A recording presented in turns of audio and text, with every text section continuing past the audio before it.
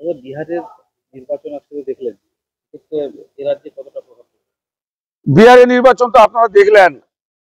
আপনাদের সংবাদ মাধ্যমে দেখাচ্ছে সকাল থেকে, সকাল 8টা থেকে সারা ভারতবর্ষের মানুষ দেখছে যে বিহারে প্রথম এসআইআর হয়েছিল। এসআইআর হওয়ার পরে ভোটার মানে সংশোধিত ভোটার তালিকা হওয়ার পরে প্রায় 66 লক্ষ ভোট বাদ যাওয়ার পরে যে বহিরাগত ভোট, মৃত ভোটার, যে সমস্ত ভোটের উপর নির্ভর করে ভারতবর্ষে লালুর প্রসাদের মতন দলেরা ভারতবর্ষে যত বিজেপি বিরোধী রাজনৈতিক দলগুলো আছে তারা কিভাবে পরনির্ভরশীল ছিল, অর্থাৎ বিদেশিদের ভোটারদের উপরে এরা নির্বাচনে জয়লাভ করতো। তাই আজকের যে রেজাল্টটা হলো, এটা আশাতীত রেজাল্ট।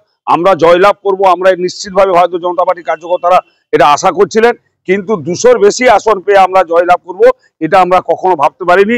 সেই জয় বিহারের মানুষ দিয়েছে। বিহারের মানুষকে অসংখ্য ধন্যবাদ। আপনারা জানেন যে 12টি রাজ্যে এসআইআর এর কাজ শুরু হয়েছে, পশ্চিমবাংলায় এসআইআর এর কাজ চলছে। আপনারা দেখে মানে ইতিমধ্যেই আভাস পাচ্ছেন যে কমপক্ষে 30 থেকে 40% ভোটার বাতিল হবে বর্ডার এলাকার যে সমস্ত জেলাগুলো আছে, এবং কমপক্ষে আমরা আশা করছি যে 1 কোটির বেশি ভোট বাতিল হবে।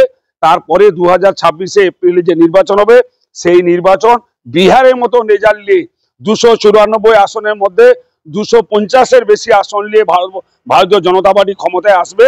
বাংলার মানুষকে আমরা এই কথাবার্তা দিতে চাই ভারতীয় জনতা পার্টির পক্ষ থেকে।